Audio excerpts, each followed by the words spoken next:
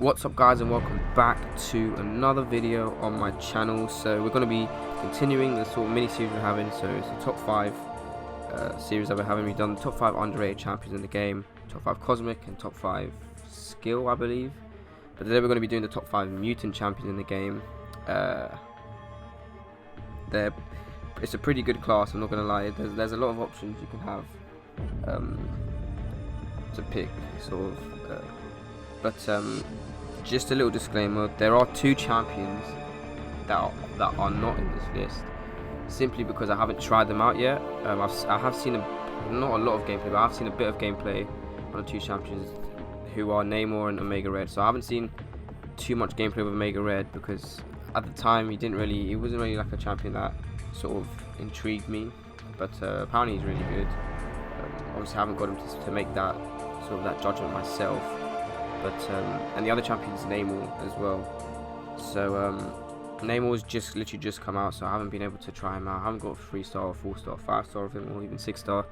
So I haven't been able to try him out. I've seen gameplay of him. He does look like a really good champion when he gets his Imperious Rex and he gets that Fury buff. But like I said, I can't really make that judgment, especially when I haven't tried him out personally myself. Like I can't really say, oh, this guy tried it, so I'm gonna choose. I'm gonna say that he's a good champion because he tried it, or this guy tried it, or whatever. But yeah, like so I mean, I guess this kind of is a good thing in a way. So it kind of brings in other champions who I think are good that you may not have thought of, like, that are good or that are not worth ranking up. So yeah, this might be a bit of a helpful video for you guys. But yeah, let's get started. Let's get started in the video. So the number 5 spot, there were 3 champions that I could have chosen for this spot, but the reason why I'm choosing this champion is because she's so underrated but so good at the same time that there's 4 champions I could have chosen. So the 4 champions I could have chosen were Havoc, Nightcrawler, Rogue, and Wolverine X23, but the champion I chose out of those 4 was Rogue. So Rogue is a very, in my opinion, a very underrated champion. I think she's got such good utility on her, and she's got such good use that it is she's really good. So I have got her Awaken. So Awaken ability is sort of the psych absorption. So what happens is she can power steal on critical hits, and so that makes her quite good because you can then control the opponent's power.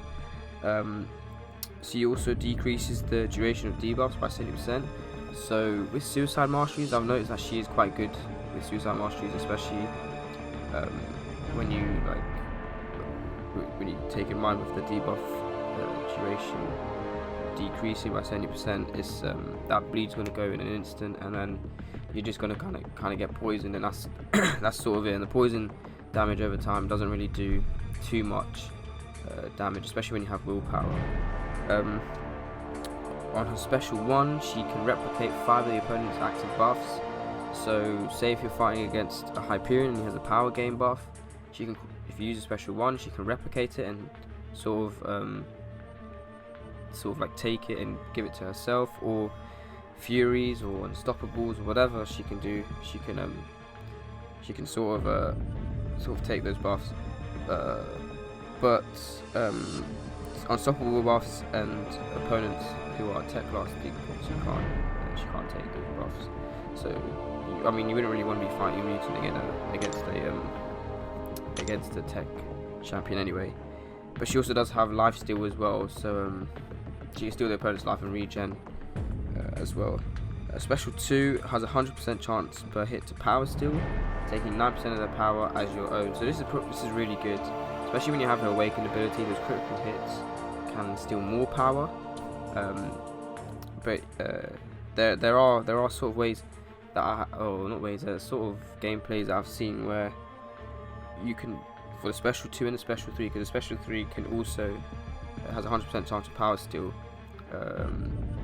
What they can do is firstly, the special 3 is like the special 1 and special 2 put together, so she can take buffs as well as power steal.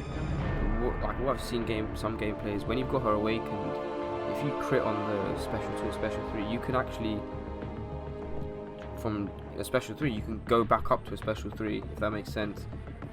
So she can be really good, especially, and the special 2 as well is really strong.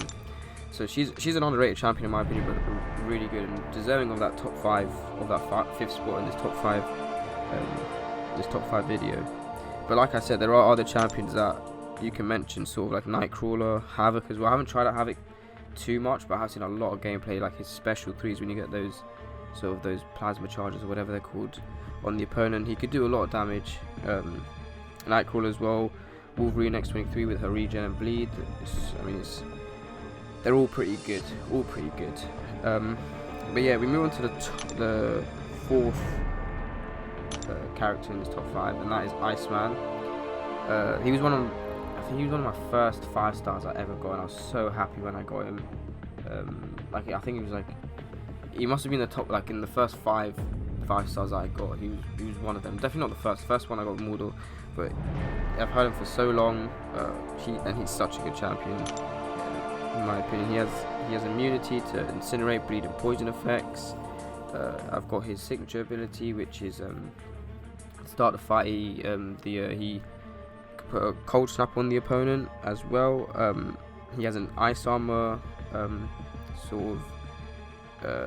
buff that increases his armor rating by 603. If he has ice armor active, if an opponent uses a special 3, they can only take 5% of his max health away, so he's quite good against like Hyperion or All-Nothing nodes. Critical hits have a 45% chance to place a frostbite, which can do a lot of damage, especially when you sort of power those frostbites up and then you power into a heavy attack. They do a lot of damage. Special 1 places a cold snap on the opponent,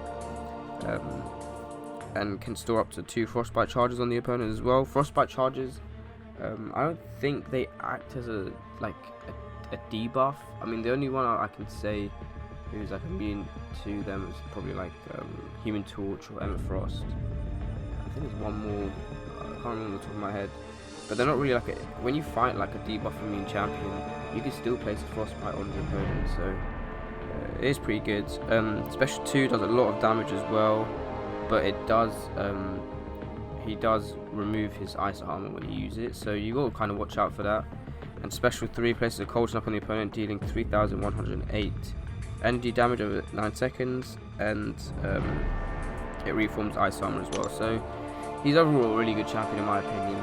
I really enjoy using him, especially for his double immunity. I use him always in Alliance Quest because I don't know whether I'm going to be taking the right hand side path, which is the poison path, or the left hand side, which is the bleed path.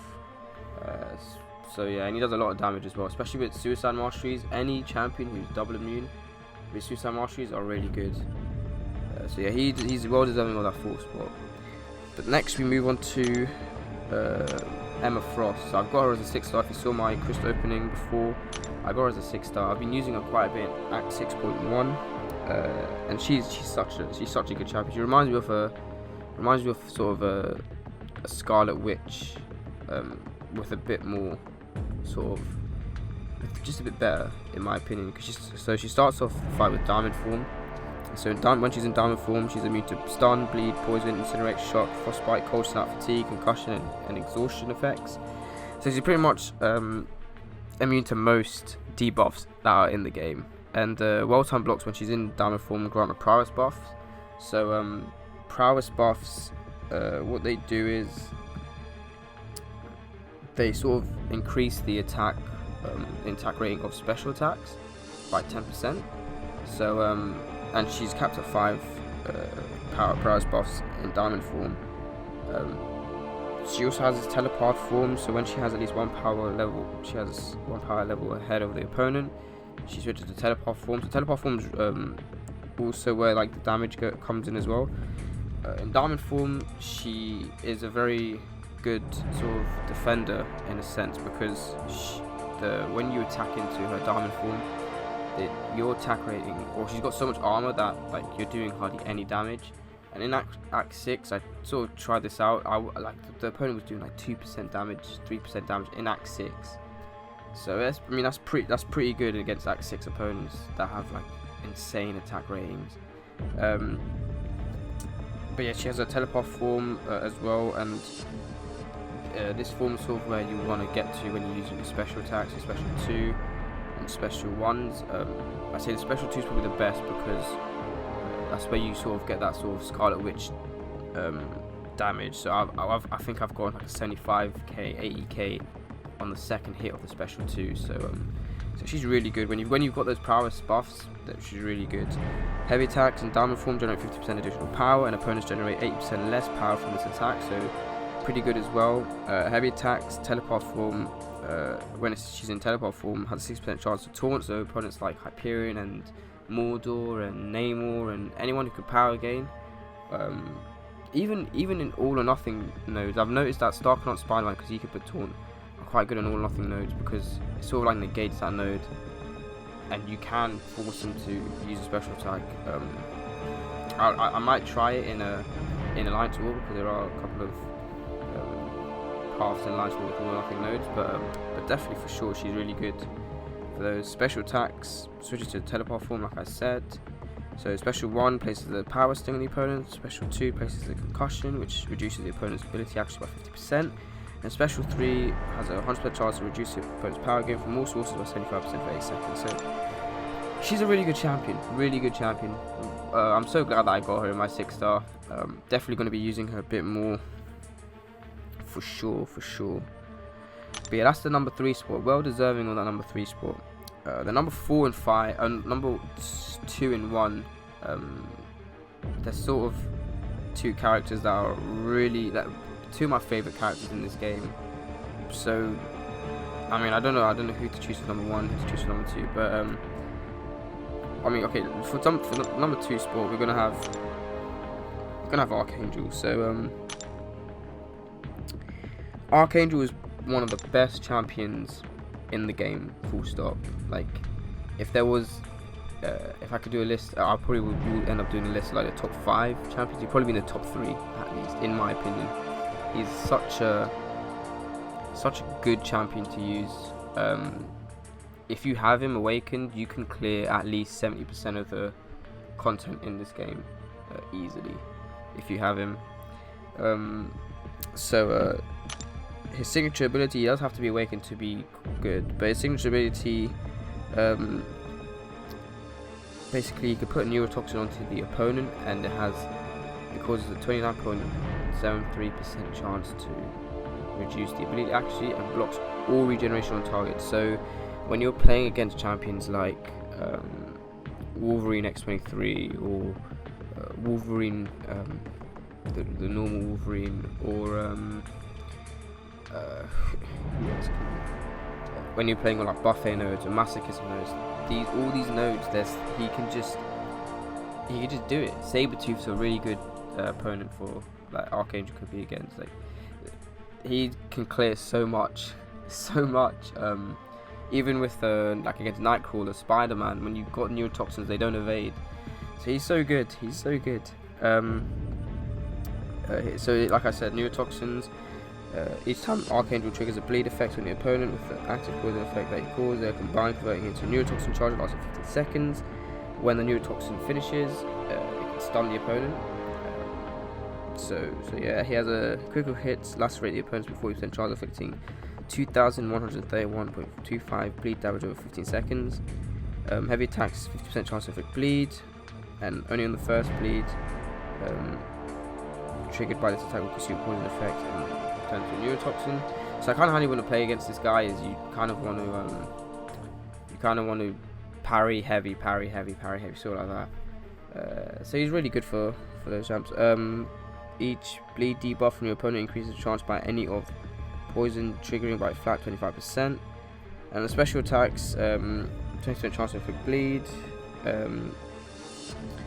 50% chance to inflict bleed on the special 2, minus 40% chance to poison the target, reducing the health by 30%. The special 3, 100% chance of stun. So he's one of my favourite champions in the game for sure. I've used him in so much content. I literally got him straight after I was Cavalier in my sort of £100 Cavalier opening. So yeah, he's really good in my opinion, really good. For the number 1 spot, so like I said, number 1 and 2, I couldn't really, like, it's hard to like sort of pick which one's the better out of these two. But Domino, what can I say about Domino? She's one of the best champions in the game, just like Archangel. So at the start of the fight, opponents lose a bit of a critical rating, and they lose 50% ability accuracy.